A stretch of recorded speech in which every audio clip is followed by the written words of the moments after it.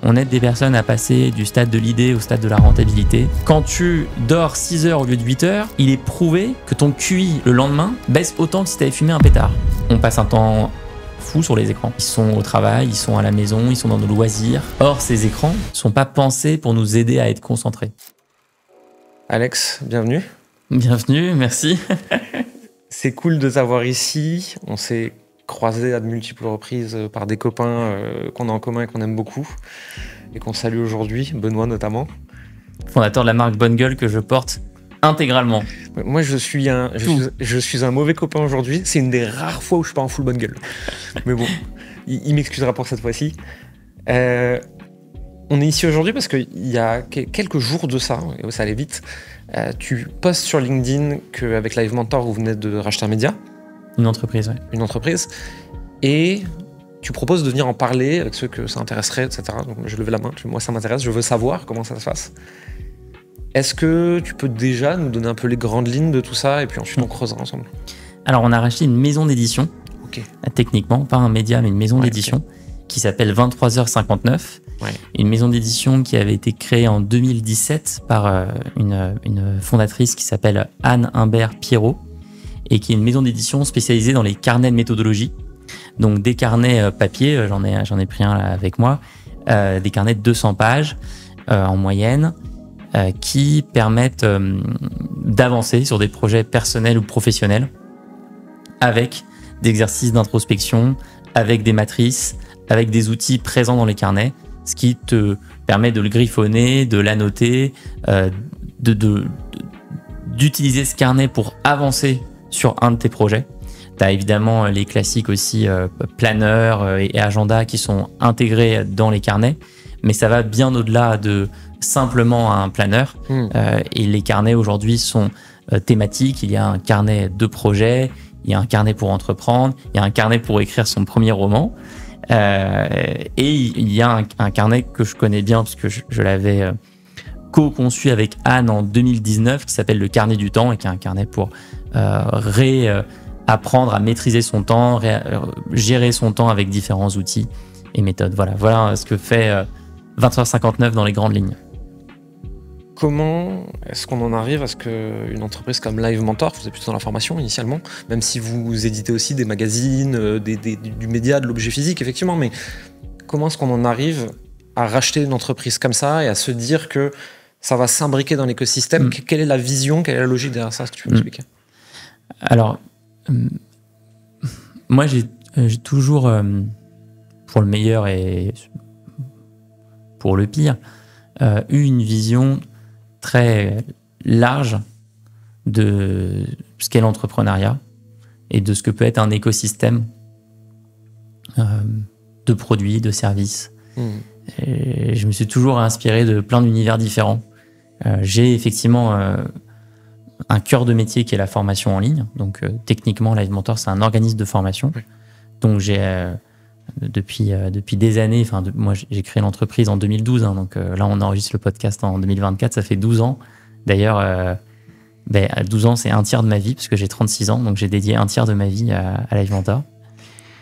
Si je fais 12 ans de plus, j'aurai 48 ans, ce qui veut dire que j'aurais passé la moitié de ma vie sur Live Mentor. Je ne sais pas si je serai encore sur ce projet à 48 ans. Mais donc depuis 2012, je me suis intéressé au secteur de la formation, mais aussi à plein d'autres secteurs. Celui des médias, celui des dessins animés, celui du conseil, celui de la fabrication des produits physiques. Par exemple, tu mentionnais Benoît, qui est donc notre ami qui a créé cette marque de mode Bonne Gueule. Moi, j'adore quand Benoît il me raconte le processus de fabrication des chemises, des pantalons, comment il trouve les matières, comment il gère l'approvisionnement, la confection, enfin toutes ces dimensions-là, elles m'ont beaucoup intéressé. Je me suis aussi intéressé au secteur des startups, donc les produits très technologiques. Et j'en oublie sûrement, mais c'est je crois, un peu le point de départ de tout ça, c'est une curiosité, une envie de ne pas rester enfermé dans un monde. Et quand tu ouvres ce champ de perspective, au lieu de te dire « je suis une entreprise qui fait A et on va faire plus de A », tu te dis qui j'ai en face de moi, quelle est notre mission, qui est-ce que j'accompagne, et comment est-ce que pour mieux réaliser notre mission, on pourrait faire A, B, C, D.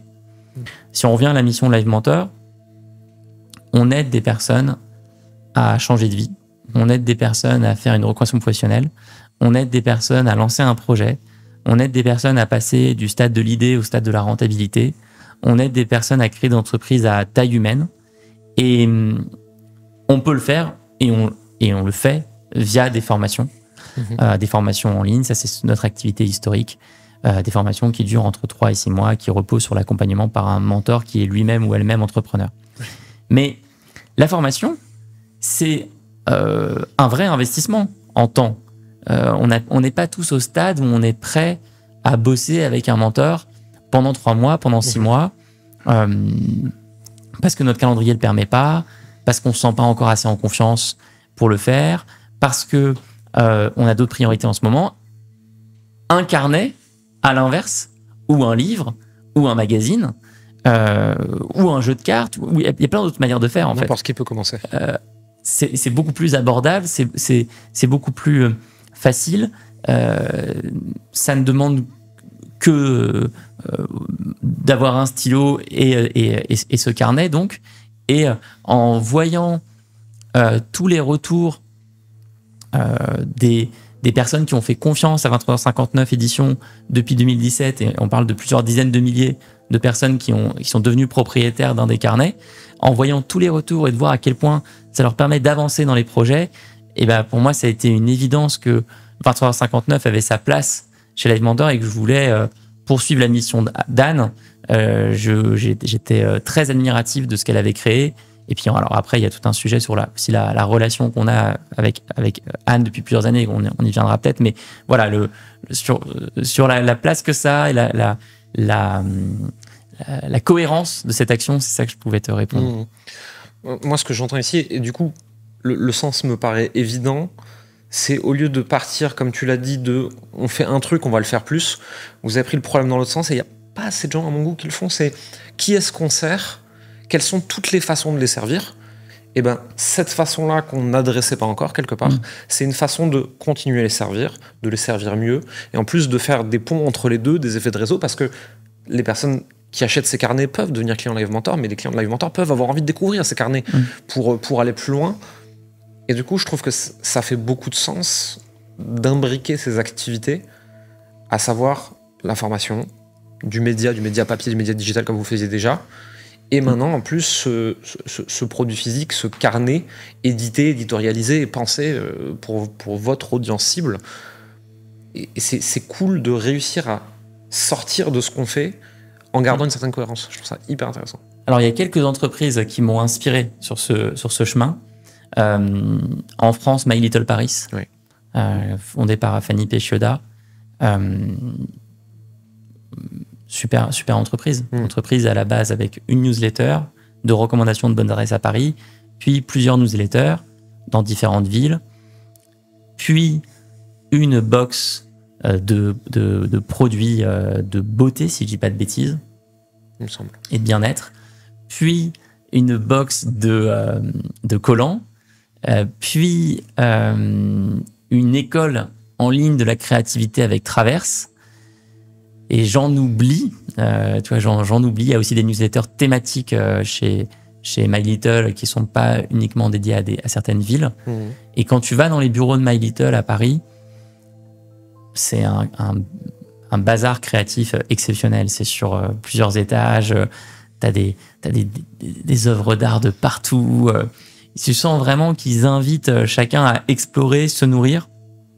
Et j'avais été très inspiré par une des routines de la fondatrice Fanny, qui était tous les lundis de faire un appel avec une personne basée aux États-Unis et tous les lundis un appel avec une personne basée au Japon. Et l'appel, donc elle payait ces personnes, je crois que c'était des journalistes, pour passer du temps avec elle et pour lui partager ce qui se passait comme innovation culturelle, comme création de médias dans ces différents endroits du monde, pour s'inspirer et se dire tiens, est-ce que ça résonne avec la mission de My Little. Il y a une autre entreprise qui m'a beaucoup inspiré, c'est Disney. L'histoire de Disney est absolument incroyable. La Flywheel. Il y a tout en fait dans l'écosystème Disney. Tu as des films, tu as le fait de penser des musiques originales pour les films, tu as les parcs à jeux, des livres. Maintenant, aujourd'hui, il y a Disney+, qui est la plateforme en ligne.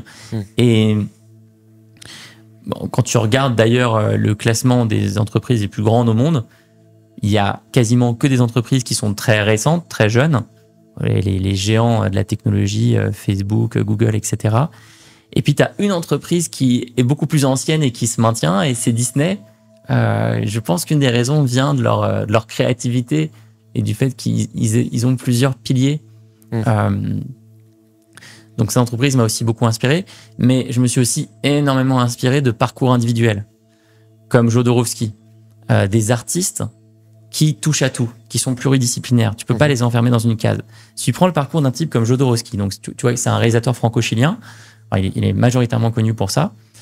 Il commence par des pièces de théâtre, puis il passe au film. Il fait un film qui marche très bien, qui s'appelle La Montagne Sacrée, qui est, je crois, d'ailleurs une référence aux personnes qui consommaient du LSD, et il voulait leur donner le même effet qu'en consommant du LSD en regardant le film. Mais après, il commence à organiser des spectacles vivants à Paris. Puis, il avait une passion pour le tarot de Marseille, donc un outil de connaissance de soi. Il écrit un livre qui s'appelle La Voix du Tarot, qui est aujourd'hui la référence pour tous ceux qui pratiquent le tarot de Marseille. Il essaye de réaliser un film sur Dune. Il n'y arrive pas. Il recherche 10 millions d'euros de budget, il n'y arrive pas. Mais dans ce processus où il essaye de créer le film, il conçoit avec un dessinateur qui s'appelle Möbius un storyboard. Donc des planches dessinant les scènes du film qu'il voudrait faire. Le film ne se fait pas par manque de financement, mais le storyboard se répand aux États-Unis, dans des studios hollywoodiens, et inspirera énormément de réalisateurs. Si tu prends par exemple Star Wars, les Stormtroopers, donc qui sont donc les soldats de l'Empire avec une armure blanche, le design colle extrêmement au storyboard de Jodorowsky. Et donc ce projet qui n'a pas réussi selon les critères classiques de la réussite a en fait réussi à laisser une empreinte extrêmement durable. Et moi je me dis toujours ça sur ce qu'essaye d'entreprendre Live Mentor, indépendamment du succès mesurable, concret, etc. Il y a des choses qui sont de l'ordre de l'intangible et ça vaut le coup de les vivre. Donc le parcours de Jodorowsky m'a passionné. Alors je passe certaines de ses activités, mais il a aussi fait des bandes dessinées ensuite avec le dessinateur qui avait fait le storyboard. Et je pourrais te donner plein d'autres exemples d'artistes, de thérapeutes qui sont dans de la création constante et qui se réinventent très régulièrement. C'est hyper intéressant. Il y a une question que je me pose toujours dans ce moment-là. Et moi, mon enclin naturel, c'est un peu le même que le tien là-dessus, c'est d'aller suivre ma curiosité, d'aller se mettre à plusieurs endroits, etc. Et je me demande, selon ce qu'on veut optimiser, quel est le bon chemin. Est-ce que Live Mentor aurait pu simplement faire plus de croissance en continuant à faire plus et mieux de ce que vous faites ? Ou est-ce que le chemin que vous prenez en diversifiant mais tout en rejoignant la cible est le bon, ou alors simplement en fait plus de croissance à tout prix n'était de toute façon pas la question, et la question c'est juste suivre notre curiosité, suivre ce qu'on aime et créer une entreprise dont on est fier et qui aura l'impact qu'on veut en fait. Nous on est clairement dans la deuxième catégorie. Donc je saurais pas répondre à la question est-ce que on ferait plus de croissance en étant dans une stratégie classique d'organisme de formation qui accumule une formation puis une formation. C'est vrai que si tu prends les organismes de formation en France qui ont les chiffres d'affaires les plus importants, ils ont cette stratégie-là. Un peu bête et méchant, plus mieux. Oui, voilà, si tu prends des entreprises qui vont faire 100 millions, 150 millions d'euros de chiffre d'affaires, c'est plein de formations, des catalogues immenses. Mais c'est pas ce que vous vouliez bâtir. Non, puisque moi, mon sujet, c'est d'aider un maximum de personnes à avoir des déclics, à lancer des projets, à devenir, ça c'est l'expression de mon associé Anaïs, entrepreneurs de leur vie. Et pour ça, on a besoin de se développer, on a besoin de pouvoir développer notre équipe, on a besoin d'être rentable, on a besoin de maîtriser notre trésorerie. Ça, c'est d'autres critères de développement importants. Et on peut le faire effectivement avec plein d'options différentes, d'où 23h59. Ouais. D'ailleurs, pour la petite histoire, 23h59, c'était absolument pas dans notre stratégie d'acquisition. C'est-à-dire qu'en fait, il y a 1 an avec Anaïs, on s'est dit, pour gagner du temps, pourquoi pas explorer l'option de racheter des entreprises. On s'est dit, OK, on pourrait faire tel type d'entreprise, tel type d'entreprise. À aucun moment, on a mentionné une maison d'édition spécialisée dans les carnets. Alors qu'on connaissait 22h59 et qu'on adorait et qu'on avait fait ce carnet du temps ensemble, mais on n'y pensait pas. Et quand, complètement par hasard, Anne m'a informé qu'elle était en train de passer la main, là, ça a fait sens immédiatement. Donc, je crois qu'il y a aussi une leçon pour moi de rester toujours dans une écoute de ce qui se passe maintenant et ne jamais s'enfermer dans une stratégie trop limitante. J'ai l'impression que finalement, on pourrait résumer ça à la formation, qui est le métier initial de Live Mentor, n'est qu'un moyen de servir un but et ce que vous voulez amener aux gens. En fait, vous avez commencé par le faire comme ça et ensuite l'amener à d'autres choses, mais ça aurait pu être autrement et c'est juste que ça s'est fait comme ça, quoi. Ouais, exactement. D'ailleurs, moi, je trouve qu'on peut faire plein de choses dans le présentiel. On peut faire plein de choses dans les événements locaux. Une entreprise qui m'inspire beaucoup, c'est Toastmaster. Ouais. Donc, Toastmaster, c'est des clubs en prise de parole. Je ne vais pas dire de bêtises, j'ai plus le nombre de membres exact, mais ils sont présents dans plusieurs dizaines de pays. C'est une entreprise qui est anglaise à la base. Vous pouvez trouver sur Meetup ou sur le site toastmaster.com des clubs Toastmaster près de chez vous. Ils sont dans pas mal de villes en France. Et je crois qu'ils ont quelque chose comme 15 000 membres adhérents. Il y a 150 personnes dans leur équipe. C'est pas de la formation, ni en présentiel, ni en ligne. C'est des clubs, c'est de l'échange, c'est un protocole. Enfin, voilà, c'est aussi une super manière d'atteindre leur mission, qui est d'aider des personnes à être confiantes dans leur prise de parole, dans leur élocution, dans leur éloquence. Dans une ère de plus en plus digitale, qui s'est encore plus accélérée en 2020, j'ai l'impression que toi, à l'opposé, tu crois énormément au présentiel, aux produits physiques. Et au papier, oui. Au papier, au bel objet. Qu'est-ce qui fait que tu as cette croyance qui te tient à cœur, j'ai l'impression? Je pense qu'on vit une crise sociétale sur les écrans qui est majeure et dont on se rend pas compte de l'ampleur. On passe un temps fou sur les écrans. Ils sont partout. Ils sont au travail, ils sont à la maison, ils sont dans nos loisirs. Le Covid a accéléré très fortement ça. Or, ces écrans ne sont pas pensés pour nous aider à être concentrés. Il y a une économie de l'attention.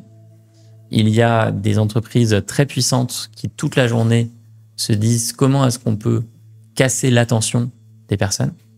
Il y a malheureusement des nouvelles fonctionnalités sur les plus grosses plateformes qui sont déplorables. Par exemple, sur YouTube, il y a maintenant la possibilité de faire des vidéos courtes et shorts. C'est une machine à perdre l'attention et la concentration des gens. Et il y a en fait des dizaines de milliers, même des centaines de milliers de personnes qui sont payées et très bien payées pour que toi ou moi ou n'importe qui, ce que tu as dans la main, on y passe le plus de temps possible. Oui. Ça, c'est le but. Et il y a plein d'autres d'ailleurs facteurs dans la société qui expliquent notre crise attentionnelle. Il n'y a pas que les écrans. L'évolution de notre alimentation, qui est de plus en plus sucrée, et donc excitante. La baisse du temps moyen de sommeil. On est passé en moyenne d'un temps de 8 heures de sommeil par nuit à 6h30.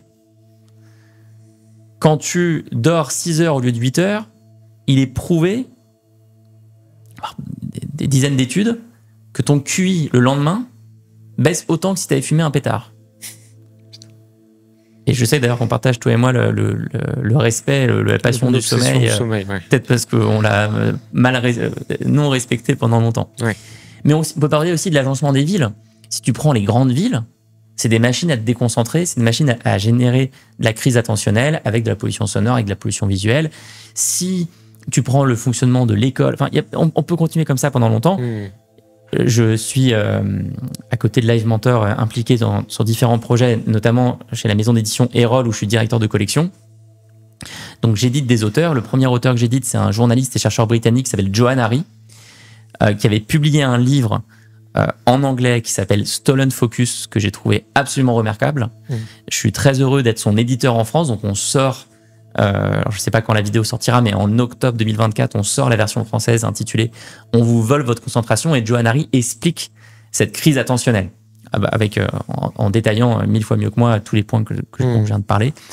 Et en prenant le parallèle avec, par exemple, l'obésité, si tu remontes dans le temps, il y a 30 ans, et que tu regardes l'assiette moyenne d'un Américain, ou d'ailleurs d'un Français, et que tu regardes sa composition, il était facile de prédire ce qui est le cas aujourd'hui, à savoir quasiment un Américain sur 2 qui est obèse.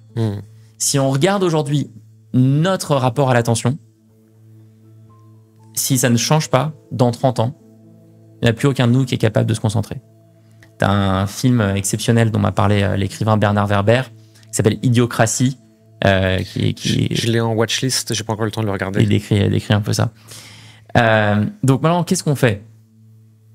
Alors déjà, comme l'explique très bien Johann Hari dans « On vous vole votre concentration », il faut une réponse individuelle, mais il faut aussi une réponse collective. Donc, demandons-nous comment, collectivement, on réinvente notre capacité à avoir de l'attention. Dans les moments qu'on passe avec des amis, est-ce qu'on accepte les téléphones ? Dans les moments qu'on passe en famille, dans les activités qu'on entreprend à plusieurs, dans le cadre de l'entreprise, est-ce que c'est bien d'avoir un outil comme Slack dans une entreprise ? Est-ce que c'est bien ? Est-ce qu'on a une politique de l'attention pour permettre à chacun de ne pas être dérangé en permanence, de ne pas être notifié en permanence et d'accéder à un état de flow ? Est-ce qu'on favorise les activités qui permettent justement d'accéder pleinement à l'attention, comme par exemple la marche ? Moi, je suis en train d'écrire un livre sur le sujet qui me... Donc, je ne sais pas quand je vais rendre le manuscrit, c'est mon nouveau bébé, c'est un livre sur la sédentarité, sur les méfaits de la chaise. D'ailleurs, on fait cette interview de manière assise. Et en fait, il faut qu'on passe le moins de temps possible assis, le plus de temps possible en mouvement pour plein de raisons. Je l'ai découvert récemment, ça. Je fais du sport. Je fais du sport 3 à 5 fois par semaine. Mais tu es un sportif sédentaire. Ouais, exactement. Et en fait, je me suis rendu compte que ça pesait sur mes articulations, ça pesait sur ma posture, sur mon mal de dos, sur mon moral aussi beaucoup. Oui. Et j'ai commencé à faire, et ça je sais que tu l'affectionnes autant que moi, 80% de mes calls, tous ceux qui ne nécessitent pas de façon absolue un partage d'écran, en marchant autour de chez moi. Oui. Alors bon, dans le quartier, ils pensent tous que je suis un fou qui fait le tour du pâté de maison toute la journée. J'ai remarqué non seulement que j'ai perdu du poids sans rien changer à mon alimentation, évidemment, et que mon humeur a changé radicalement. Ouais, évidemment. J'ai de bien meilleure humeur quand j'ai passé la journée dehors que quand je l'ai passé derrière un ordinateur. Ouais, il faut écouter là-dessus les travaux du docteur Éric Griez, qui est un psychiatre, qui explique très bien les liens entre santé mentale et marche. Il est passé sur le podcast Métamorphose, mais il y a aujourd'hui aussi des nouvelles recherches sur les liens entre Alzheimer et marche. Enfin, les liens entre santé mentale et sédentarité, ils sont extrêmement prouvés. Et alors, pourquoi j'en étais à tout ça ? Parce que ton amour du produit physique. Un des outils supplémentaires pour lutter contre cette crise attentionnelle, c'est le papier. C'est de remplacer les écrans par du papier. Ou de remplacer, comme tu l'as dit, les appels en visioconférence par des appels téléphoniques. Il n'y a pas besoin d'avoir sa tête. Et donc, moi, je suis entouré de carnets. J'utilise plusieurs carnets au quotidien. Et je suis impressionné par la puissance que ça peut avoir sur ma créativité, sur ma capacité à énoncer clairement mes idées, ma capacité à ne pas me laisser submerger, sur l'impact que ça a sur mon niveau de stress, d'anxiété, l'impact bénéfique. Et c'est pour ça que je vais essayer de tout faire pour développer des beaux carnets à l'avenir. Et je suis fier de rentrer depuis quelques semaines dans le merveilleux monde des imprimeries, des fichiers bons à tirer, des détails sur les imprimantes. Voilà. tout ça. Ça change et je le vois parce que nous, on accompagne quand même pas mal de gens qui ont 40 ans, 50 ans, 60 ans et je vois qu'ils ont une façon de réfléchir qui n'est pas du tout la même que quelqu'un de 25-30 ans. Et plus fou encore, quelqu'un de 50-60 ans, je trouve qu'il arrive mieux à communiquer même avec une intelligence artificielle que quelqu'un de 20, tout simplement parce que c'est des générations qui ont l'habitude du papier, d'écrire à la main, de disserter, de poser leurs idées, et donc qui ont une capacité d'articuler leurs réflexions qui est bien supérieure à quelqu'un qui est né avec ce truc toute la journée dans la main, qui nous mâche le travail. Mais les jeunes souffrent de ça et en sont conscients. Je recommande vraiment de regarder le travail d'une association qui s'appelle Lève les yeux, dans laquelle plusieurs personnes, dont Victor Fersing, qui est le créateur de la chaîne YouTube La Fabrique Sociale, qui est vraiment une chaîne aussi très puissante sur l'économie de l'attention et sur les méfaits de la technologie. Cette association Lève les yeux intervient dans des collèges, dans des lycées, pour sensibiliser, pour aider les élèves. Et ce qui revient, c'est que les élèves sont conscients de leur addiction. Et c'est pas exagéré de faire le parallèle avec un accro à une drogue dure, qui sait très bien qu'il est accro, il sait que c'est pas bon pour lui, il n'arrive pas à arrêter. Et comme l'explique Johann Hari dans ce livre, On vous vole votre concentration, c'est pas leur faute. Tu ne peux pas te limiter à dire responsabilise-toi un peu, mets ton mode avion. Non. C'est un sujet collectif. Et puis de toute façon, en fait, il y a 50, 100 chercheurs en neurosciences par plateforme qui sont là simplement pour savoir comment nous bousiller le cerveau. Si on croit une demi-seconde qu'on sera plus fort qu'eux, c'est déjà perdu. Mais par contre, on peut faire plein de choses collectivement, à plein de niveaux du collectif. Si je suis un prof, et certains profs le font, j'enlève tous les téléphones au début du cours. Si je suis un entrepreneur, j'ai une équipe, je réunis tout le monde pour un séminaire, pas de téléphone. Si, tu vois, moi par exemple, le 6 décembre prochain, on a notre journée mentor. Donc on a quelques dizaines de mentors qui travaillent avec nous, qui viennent à Paris pour un événement. Et moi, on m'a proposé d'animer un atelier. L'atelier, j'ai comme responsabilité qu'on le fasse en marchant. J'ai comme responsabilité, en tant que dirigeant de l'entreprise, de créer un moment qui favorise le pouvoir de concentration et de présence. Donc, on va se retrouver dans le 11e arrondissement au bureau de Live Mentor. Chacun va laisser ses affaires. On va partir marcher au Père-Lachaise, qui est l'endroit dans lequel je préfère marcher à Paris. J'y suis tout le temps. Je fais tous mes rendez-vous là-bas. Alors, ça surprend un peu les gens parce que c'est un cimetière. Donc ils disent, mais c'est magnifique. C'est un endroit où tu as l'impression de ne plus être dans Paris. Tu n'entends plus les voitures. En plus, c'est du dénivelé. C'est trop bien. Et voilà. Donc, essayons de prendre au maximum les espaces collectifs dans lesquels on peut résister. Je l'ai fait un peu. Je pousse ça au sein de mon entreprise.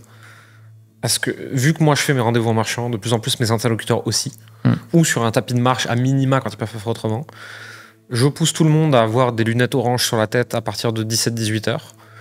Je discute avec eux des bienfaits du magnésium, de la couverture lestée, de tout ce qui peut diminuer notre anxiété et créer un sentiment d'apaisement le soir qu'on est censé retrouver normalement. Et j'essaye de pousser ça.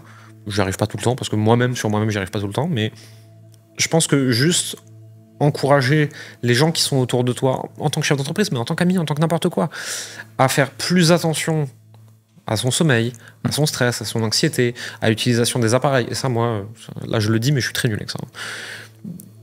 C'est un petit pas de plus pour qu'on soit tous un peu plus détendus et en meilleure santé, je pense. C'est top. C'est vraiment super que tu fasses ça. Et il faut pousser à ce que ce genre d'initiative se généralise. Tout en faisant passer un message politique. Il faut qu'il y ait une intervention du gouvernement à un moment. C'est obligatoire, de la même manière qu'on a créé des statuts pour les métiers pénibles. C'est-à-dire qu'aujourd'hui, si tu crées une usine, selon ce que tu produis, selon les machines que tu as, il y a des règles à respecter obligatoirement pour les personnes qui bossent dans ton usine.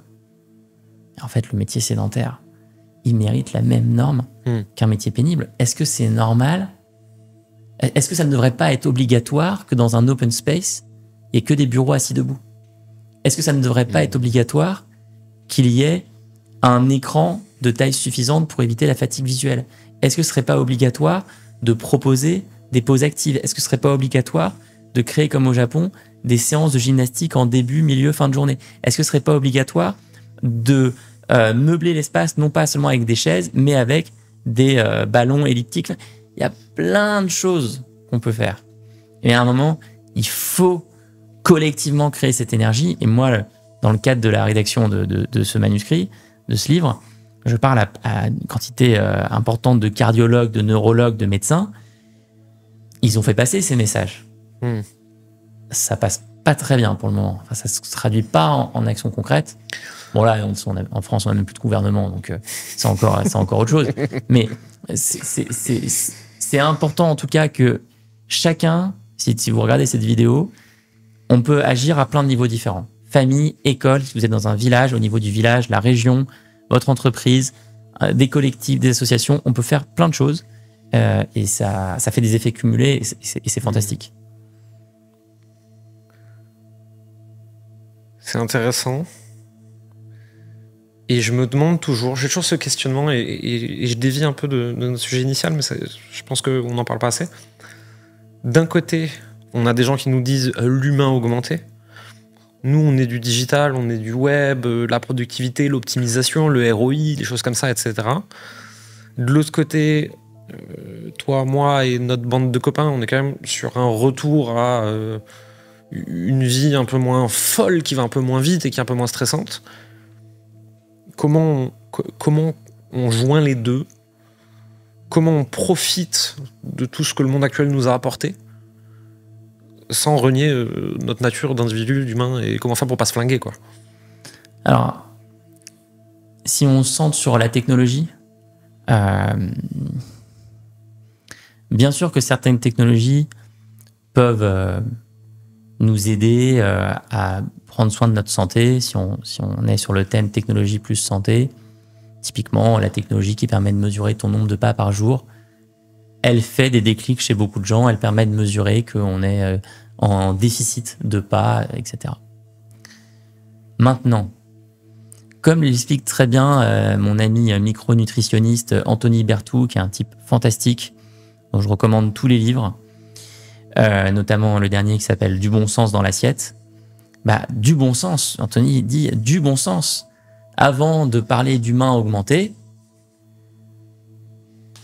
le sommeil, des produits non transformés en alimentation, des produits locaux, des fruits et légumes, des protéines, pas de cigarettes, pas d'alcool, du mouvement, de la marche, une diversité de mouvements la plus complète possible, du lien social. Si déjà tu te concentres sur tout ça, si on mettait l'argent qui est mis aujourd'hui par certains fonds d'investissement sur la biotech, la longevity tech, etc., si on le mettait sur des politiques publiques, ça pourrait être incroyable. Quelques exemples. La Slovénie. Je tiens cette info, donc je le salue, de François Carré, donc ce cardiologue qui est une des références en France chez la sédentarité. François me disait, la Slovénie, ils mesurent la VO2 max de leurs lycéens. Donc, en gros, c'est la capacité respiratoire. Vous courez ou vous montez les escaliers à partir de quand vous êtes essoufflé. Et ils mesurent ça chez les lycéens, et quand ils se rendent compte que ça plonge, ils mettent en place des mesures dans les lycées, dans les écoles, pour corriger ça. Intéressant. Autre exemple, la Corée du Sud rend systématique pour chaque personne qui a plus d'un certain âge, je ne sais plus si c'est 60, 65 ans, 2 rendez-vous annuels, un avec quelqu'un spécialiste de la nutrition et un avec un kiné, un spécialiste de la biomécanique, etc. Bon, ça fait rentrer culturellement certains réflexes. J'avais cette discussion avec une de nos clientes qui est en train de surpasser bien des gens sur ce sujet-là, qui adresse l'alimentation d'un point de vue de la médecine chinoise. j'espère que je dis pas de bêtises, qui s'appelle Nina Voigt, et qui parlait dans un post que je viens de lire du protocole Blueprint de Brian Johnson à 2 millions par an. Il disait, bon, c'est bien les acides aminés produits en laboratoire, mais au final, 95% de ce qui est écrit dedans, c'est bouger, manger des trucs normaux, non transformés, et dormez bien. Et une fois qu'on a dit ça, en fait, on a dit 95%, le reste c'est de la micro-optimisation. Ça veut pas dire que la micro-optimisation c'est dramatique, mais ça veut dire que pour beaucoup de gens, il n'y a peut-être pas besoin de mettre 2 millions par an dans des nutriments synthétiques. On peut peut-être commencer par faire des choses qui ont du sens, en fait. Oui, donc Brian Johnson, effectivement, cet entrepreneur américain qui a vendu son entreprise extrêmement chère il y a quelques années, son entreprise qui était une entreprise de paiement en ligne concurrente de Stripe. Qui veut inverser son vieillissement. Qui veut inverser son vieillissement et qui a recruté donc une équipe de médecins, d'infirmiers à temps plein pour lui prendre ses marqueurs en permanence et pour lui proposer des traitements. Il est effectivement à cheval entre ces deux visions. D'un côté, il a enlevé l'alcool, il a remis du mouvement, il protège à fond son sommeil, il met du bon sens, il a remis du bon sens dans sa vie. Et de l'autre côté, il va aller tester plein de traitements avec des biotech, etc. Ultra avancés. Et je suis partagé sur le message qu'il renvoie. Et je pense qu'on a vraiment besoin de culturellement, collectivement revenir à des choses simples. Revenir vraiment à des choses simples. Et d'ailleurs, tu prenais l'exemple de la technologie et de nos métiers respectifs. On utilise effectivement la technologie pour faire des formations, mais on utilise la technologie pour mettre des personnes entre elles, mettre des personnes en relation entre elles, qui se parlent, qui discutent, qui ensuite, pour certaines, se rencontrent dans la vraie vie. À ma connaissance, toi comme moi, on s'est pas mis à essayer de développer des algos d'apprentissage et on n'a pas mis comme KPI, comme critère de réussite, le temps passé sur notre plateforme. Ah non, surtout pas. Moi, je suis audité chaque année par un comité indépendant parce qu'on a décidé de le faire pour mesurer les résultats de nos formations. On publie chaque année un rapport d'impact. Ce qu'on mesure, c'est absolument pas le temps passé sur la plateforme, et jamais je demanderai à mes développeurs de penser des fonctionnalités qui maximisent ça. Parce que là, on voit beaucoup pourtant. Oui. On voit beaucoup de formations qui se vantent de 120 heures de contenu, des choses comme ça, etc. J'ai l'impression que notre responsabilité, c'est de donner l'information la plus pertinente et la plus complète possible dans le moins de temps possible. Oui, et de pas créer des systèmes addictifs. Oui, ça me paraît tellement évident, malheureusement. À la connexion. Dans un des sujets dont parle très bien Johan Hari, je reviens toujours à lui parce que c'est un type d'une capacité intellectuelle qui est complètement folle. Je recommande aussi ses anciens livres, même s'ils ne sont pas traduits en français malheureusement, mais il y a un livre sur la dépression qui est incroyable, il y a un livre sur l'addiction qui est incroyable, il a publié un livre récemment sur Ozempic également. Et c'est des livres de recherche, c'est pas des livres de développement personnel, c'est des livres de recherche où il prend beaucoup de recul en parlant à des sociologues, en parlant à des économistes, en parlant à des médecins. Et donc, un des critères que j'ai pas mentionné sur la crise attentionnelle, c'est l'infobésité. C'est que nos cerveaux ne sont plus capables d'absorber une telle quantité d'informations. Et ça nous fatigue. Si on remonte il y a 40 ans et que tu as envie d'acheter une lampe, la quantité d'informations sur les lampes à l'époque, on va dire c'est ça. Aujourd'hui, la quantité d'informations... C'est la pièce remplie. La pièce, c'est 12 fois la pièce. Donc tu peux trier cette information. Mais on est plus... Le cerveau explose à un moment. On n'est pas câblé pour... Ouais. Dans une logique de faire mieux avec moins, peut-être, quelque part. Et je vais nous ramener un peu comme je peux à notre sujet. Comment est-ce que on pilote un groupe qui a un but, devenir entrepreneur de sa vie, mais différents moyens, différents types d'activités? Comment est-ce que ça se pilote un groupe comme ça? Est-ce que c'est des business units à part entière? Est-ce qu'il y a une interconnectivité ou en tout cas, à ce stade, comment c'est pensé? Parce que peut-être qu'ensuite, vous en ferez l'épreuve du terrain, de toute façon. C'est une sacrée question. On a testé plein de choses ici. plein de choses. Alors, on va commencer par ce qui fonctionne aujourd'hui. Aujourd'hui, ce qui fonctionne chez nous, c'est d'essayer de ne pas cloisonner les espaces au sein de la boîte, de ne pas créer des silos, mais plutôt, quand on lance des nouvelles choses, de proposer à des personnes d'ajouter temporairement à leur quotidien une casquette de responsable d'un nouveau projet. Donc, par exemple, sur les 6 premiers mois de l'année 2024, on avait 6 nouveaux projets qu'on voulait lancer. On avait 6 responsables. 6 personnes qui ont pris la casquette. Et donc, ces personnes vont coordonner le projet avec plein de départements différents au sein de l'entreprise. Et ça, c'est vraiment la trouvaille de mon directeur général, Baptiste Dodane, qui marche, qui fonctionne. C'est une méthode qui a vraiment fait la différence chez nous. Parce que tu permets à chacun d'être entrepreneur sur un projet sans totalement l'enlever de ce qu'il fait, de son rôle classique. Et en plus de ça, comme c'est une casquette supplémentaire et qu'il y a toujours la fiche de poste classique à assurer, ça oblige de penser collectif dès le début. Et au lieu de tout faire soi-même, ça demande d'aller travailler avec les autres, de communiquer, de collaborer, et ça crée la magie. Et là, sur les 6 derniers mois de l'année 2024, on a aussi ça.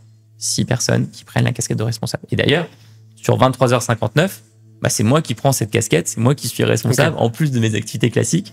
Donc là, en ce moment, je me pose la question de... Tu vas regarder. Ouais.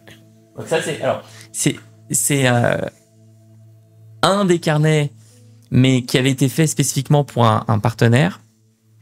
Donc il est d'une couleur différente, il est noir. Mais si tu veux regarder à quoi ça ressemble, donc déjà les bases, 200 pages, du papier épais, pas du papier sur lequel tu vas mettre ton stylo et ça va percer. Et puis, une des spécificités qu'avait pensé Anne, c'est la couverture à la suisse qui permet l'ouverture à plat. C'est-à-dire que quand tu ouvres le carnet, il n'y a pas ce côté où ça se flotte dans tous les sens, ça flotte, etc. Et puis après, à l'intérieur, tu vas trouver les planeurs classiques avec 1 mois, 2 mois, 3 mois. Tu vas trouver des outils, certaines matrices au début du carnet. Par exemple, si je vais dans la première partie, ici, je vais trouver un outil qui s'appelle la roue de la fortune, où je mets les endroits où je veux passer du temps. Les différentes sections de la roue représentent les domaines qui segmentent notre temps, le travail, les amis, la famille, vos envies les plus folles. C'est difficile d'être pleinement satisfait. Je vais trouver un outil avec les jours off. Je planifie mes jours off à l'année. Enfin, voilà, il y a une vraie spécificité sur laquelle il faut rentrer, et donc il faut que tu aies un responsable. Mais ça ne veut pas dire que cette personne doit s'isoler du reste de l'équipe. Donc ça, c'est une première chose. Deuxième chose, si le nouveau projet est vraiment très différent de ce qu'on fait historiquement, c'est le cas avec les carnets, il faut mettre un des fondateurs.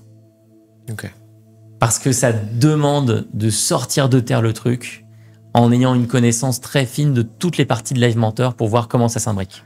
Donc aujourd'hui, nous en ce moment, on a 2 projets de ce type-là. On a la maison d'édition 2359 et on a notre formation en alternance. Donc c'est pas une formation classique, c'est une formation où une personne peut passer 1 an aux côtés d'un entrepreneur pour être son alternant. Et alterner dans sa semaine entre des jours avec l'entrepreneur et des jours en formation chez Live Mentor. C'est une manière de découvrir ce qu'est l'entrepreneuriat, c'est une manière d'être au plus proche du terrain, c'est une manière de faire fonctionner les neurones miroirs, donc vraiment d'apprendre en observant l'entrepreneur en train de travailler. C'est mon associé Anaïs qui porte ce projet. Mais avec, encore une fois, en collaborant avec d'autres personnes de l'équipe. Après, la troisième règle pour que ça fonctionne, c'est la transparence auprès de toute l'équipe sur ce qui se passe. Donc moi, tous les lundis, je fais un compte rendu qui est accessible à tout le monde sur ce qui se passe sur ce nouveau projet. Comment il est structuré, qu'est-ce qui a avancé, qu'est-ce qui pose problème, qu'est-ce qui s'est mal passé. Ça, c'est la transparence. 4e règle, toujours essayer d'impliquer en pensant finement les niveaux d'implication. Ce qui ne fonctionne pas, c'est tiens, on s'y met tous, on va tous travailler dessus. Ça fonctionne pas. Par contre, on peut tous proposer des idées. La semaine dernière, on était en séminaire, notre séminaire annuel avec toute l'équipe. J'ai animé plusieurs ateliers dans lesquels il y avait à chaque fois 20 personnes différentes. J'ai dit à ces personnes, qu'est-ce qu'on lance l'an prochain comme nouveau carnet? Et ça m'a permis de récolter des idées géniales. Et ça permet à tout le monde de comprendre le sens de ce qu'on fait et pourquoi on le fait. Et vraiment, ça a l'air facile là, quand je genre la recette comme ça, mais ça a été des années à faire échec sur l'organisation, à se prendre la tête. Et après, 5e et dernière règle, pour que tout ça cohabite, être capable de se dire, franchement, quand ça fonctionne pas, quand ça fait 3 mois, 6 mois, 9 mois qu'un nouveau projet ne prend pas, et l'arrêter et se concentrer sur les autres. Voilà. Ok. Est-ce que des personnes qui nous regardent et qui se poseraient la question de développer leur entreprise en groupe comme vous êtes en train de le faire, est-ce que tu aurais, sur ton expérience là, des conseils à donner ou des red flags à partager, des choses sur lesquelles il faut être alerte pour pas faire trop de bêtises évidentes? Sur l'acquisition d'entreprise ou sur la constitution d'un groupe? Parce que sur les deux, j'ai appris pas mal. Plus sur le développement en tant que groupe, quelque part. Et de sortir de son activité traditionnelle. La première des règles, c'est la curiosité. La curiosité. Ça part vraiment d'une curiosité super forte de la part de l'entrepreneur. Pour ça, j'aime beaucoup la métaphore des villages. Est-ce que tu développes ton réseau en essayant d'être le maire d'un village? Est-ce que tu le développes en essayant d'être connecté à 10, 15, 20 villages différents? Être le maire d'un village, c'est connaître dans un écosystème donné tout le monde. Dans un village, le maire, il connaît tout le monde. Donc si par exemple ton village, c'est les thérapeutes, dans l'hypnose par exemple, tu vas aller à tous les événements de thérapeutes sur l'hypnose, tous les groupes, les communautés. Si ton village, c'est les formations en ligne, tu vas aller dans les endroits où il y a plein de personnes qui font des formations en ligne. Pour être le maire, si c'est dans la stratégie A. Si dans la stratégie B, tu vas te dire, moi, les villages qui m'intéressent, c'est les villages des médias, des jeux de société, des productions vidéo, du conseil, de l'artisanat. Et dans chacun de ces villages, je voudrais connaître la bonne personne. Je voudrais connaître quelqu'un qui a roulé sa bosse dans ce village-là pendant des années. Et en parlant avec cette personne, je peux apprendre à une vitesse hallucinante. Moi, j'ai choisi cette stratégie B depuis des années. Plus intéressé par ça aussi. Et c'est ce qui m'a permis de penser Live Mentor tel que c'est pensé aujourd'hui. Et mon associée Anaïs est absolument comme moi. Même à titre personnel, elle a exploré l'univers du stand-up. Elle est aussi cavalière, mais elle est à haut niveau. Donc l'univers du sport. Il y a des ponts qui se font, il y a des parallèles qui se font en permanence. Mais ça demande vraiment d'agir en conscience. Et donc de refuser certaines invitations qui sont des invitations où tu restes dans le même village. Ouais. C'est pas facile, et je pense qu'il y a un enjeu de croissance et d'écosystème, mais il y a aussi peut-être un enjeu d'ego. Quand tu commences à être, alors, chef du village c'est un grand mot, mais à être plus connu et plus apprécié dans ton village, de te dire, je vais m'asseoir sur ça, et je vais aller dans le village d'à côté, où je repars de zéro et j'ai tout à apprendre. Et ça en dit long, je pense, sur les raisons pour lesquelles tu entreprends. Est-ce que tu entreprends pour être connu, pour être aimé, pour être respecté? Et c'est ok, hein, foncièrement, il n'y a pas de problème avec ça. Ou est-ce que tu entreprends pour apprendre et pour être en fait un perpétuel débutant? Et donc en fait, dès que tu es un peu trop connu dans ton village, tu as envie d'aller dans le village d'à côté, quoi. Parce que tu as envie de recommencer à sortir un truc de terre et improviser. Moi, j'adore apprendre de zéro. Je trouve que c'est tellement rafraîchissant quand tu es entrepreneur.